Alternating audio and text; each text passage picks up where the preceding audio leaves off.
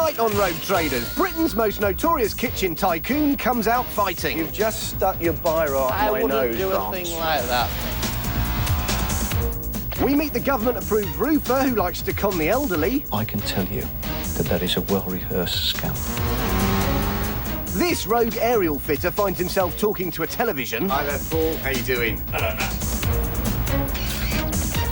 And can this pest controller remember which poison he's spreading around people's homes? I don't know.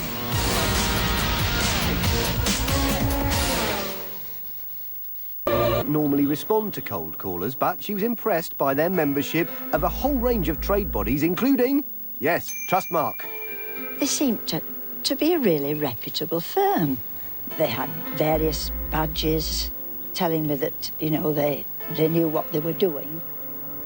Margaret paid a whopping £7,290 for work, including building a small bay window roof and replacing loose ridge tiles. We've had somebody look at your roof, and we know that the work that was done is probably worth around £1,300, which means that you paid 5 times more than you should have done.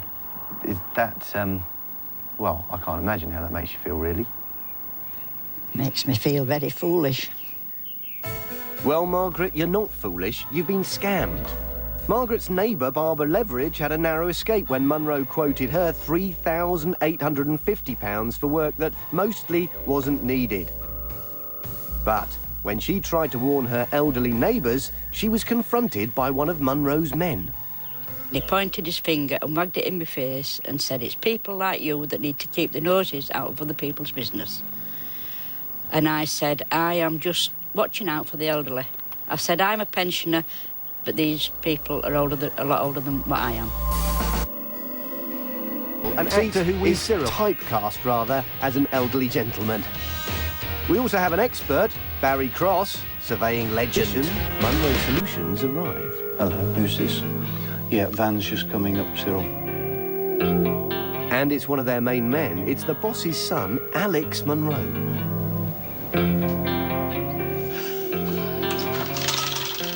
Hello. Munro Solutions. The boys get to work. They carefully lay a safety ladder across the roof and then completely ignore it. Andy's now broken a tile.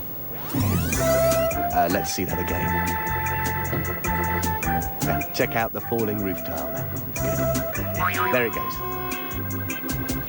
No, steady. You see, if you fall backwards, it's further than if you fall forwards. Yeah. His mate checks out our newly smashed tile. What is going on? Oh, he's got a tile off, presumably to inspect something underneath. Maybe the felt. You're absolutely right, Barry. It is the underfelt, but he doesn't just inspect it. He rips off a piece and then hands it to Alex. He's actually torn the roof felt, damaging it in the process. Dodgy survey over. Alex is ready to tell Cyril the bad news. Right, Anne. Firstly, he claims to have discovered holes in the roof between the ridge tiles. Now, what you've got, all your ridge tiles, you can see holes straight through. You can see through what? Through the... You're joking. We know the only hole in that roof is the one he made with his size 12 boot. He doesn't think much of the rest of the tiles either. These tiles are like biscuits. And that's bad because the weather forecast is predicting heavy tea showers. In fact, the roof is perfectly stable. Where I took a tile out there, you can see the lats where it's rotten. Roofing fans. The laths are part of the structure of the roof, thin strips of wood that you hang the tiles from. We've checked them out. They're perfectly sound. What about that piece of underfelt that they ripped off? Well, this is your old felt. Watch what we've put on. Gosh. And that's what you can see of the felt's ready to go. The underfelt is not ready to go, but Cyril's lunch is. You've made me sick, Ned. Well, I mean, I have to tell you. No, Alex, you told us a pack of lies about our roof. Remember, all it needs is a little TLC. But Alex says it's seriously flawed. And what's his solution? Well, here's a clue. Big tape. He's measuring up for a new roof, and he doesn't need a new roof. Time for some more roguery. Rather than admit to damaging our roof, Alex Munro decides to capitalise on the hole by pretending it's been there for some time. He takes a picture to show to Cyril. Right. This is the big finale. In the kitchen, Alex puts the frighteners on Cyril.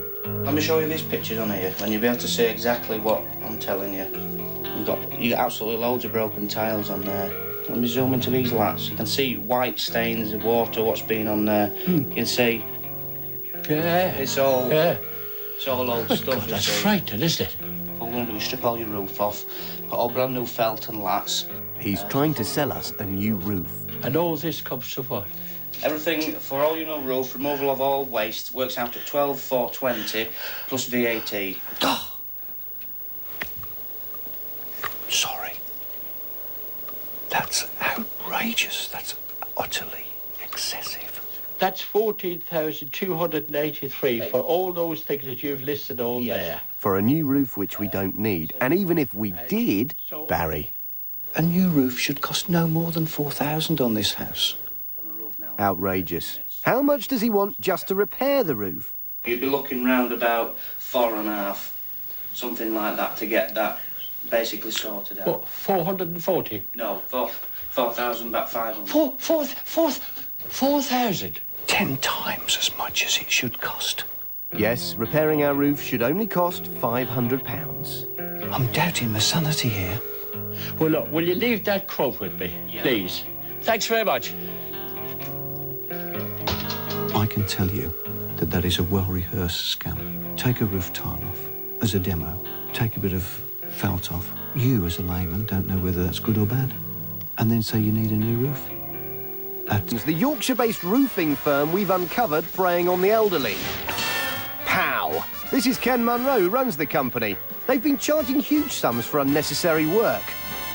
All but one of the people who complained to us about Munro's company were over 65.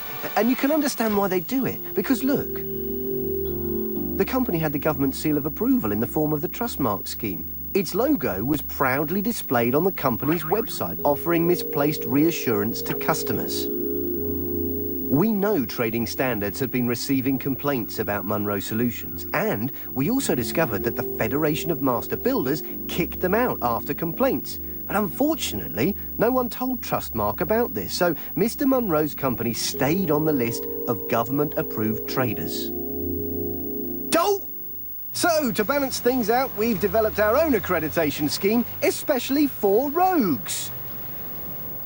To implement it, we need Munro's favourite kind of customer, an old lady, like this one, look.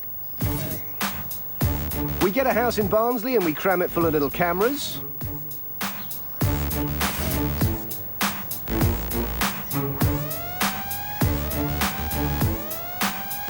We call the company again, but this time we want to get the head honcho round, the big boss, Ken Munro himself. Yes, Ken. Right. I'll see you soon. Bada bing, bada boom. Better get out of here. Ken is coming in about 20 minutes. Now, if you remember, they've got one of these. It's a trust mark, but they clearly can't be trusted, so we're going to give them one of these. It's a disgust mark from the Ministry of Matt and Dan. I know the joke is like a sledgehammer, but, you know, I haven't got long to get it across. Here he comes now, in his 70 grand sports car for an awards ceremony he won't forget. Hello. Yes. Oh, Ken, right. Oh, good. Oh, lovely. I just wanted to show you what I can see that bothers me. Get ready for BBC One's cheapest ever special effects. Oh, what's it?